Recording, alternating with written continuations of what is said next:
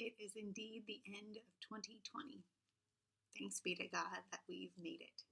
Despite all the things we've missed out on, all the expectations that didn't become realities, all of the things we gained, the COVID blessings like we talked about in the children's sermon on Sunday.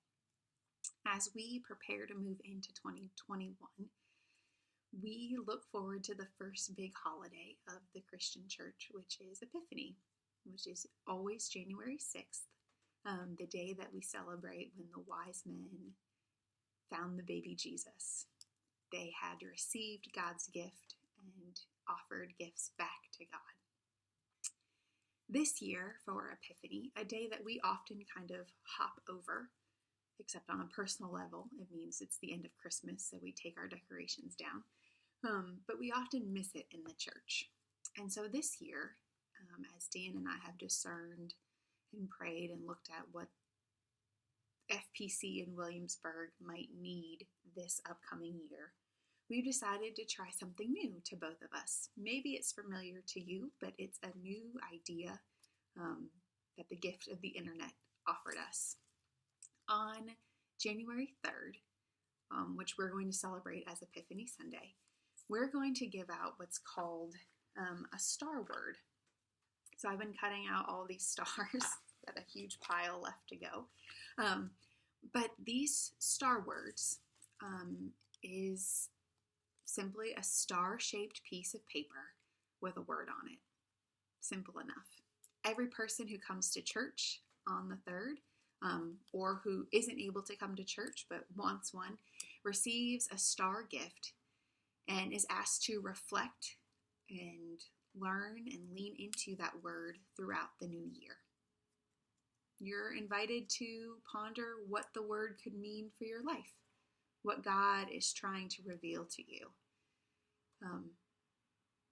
How might that word change your relationships or your experience of God, or even how you watch the news?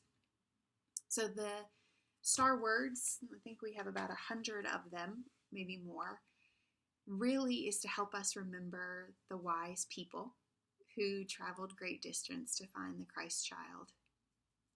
They gave and received. And so this year too, for Epiphany, we will as well.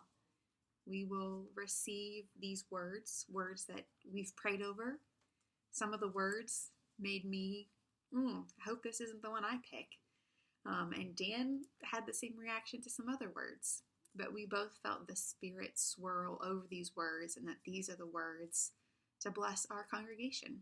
So you'll hear more about this on Sunday in church before communion, but after the sermon in the portion of worship where we receive back from God. So I invite you to come to church on the 3rd, or to reach out to me, and we'll make sure that you get a star word.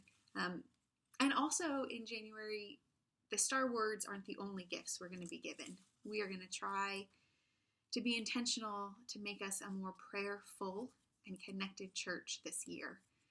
So there'll be some more things popping up in your mailboxes from the church as we work on fostering community, fostering prayer, fostering hope, and recognizing, whether it's on a star-shaped piece of paper or just in conversation, all the gifts we receive from God in Christmas, on Epiphany, and each and every day when we open our hearts and eyes to how the Spirit moves. May your New Year's Eve and the start of your new year be filled with blessings and joy.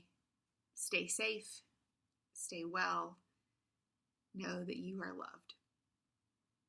Blessings, blessings.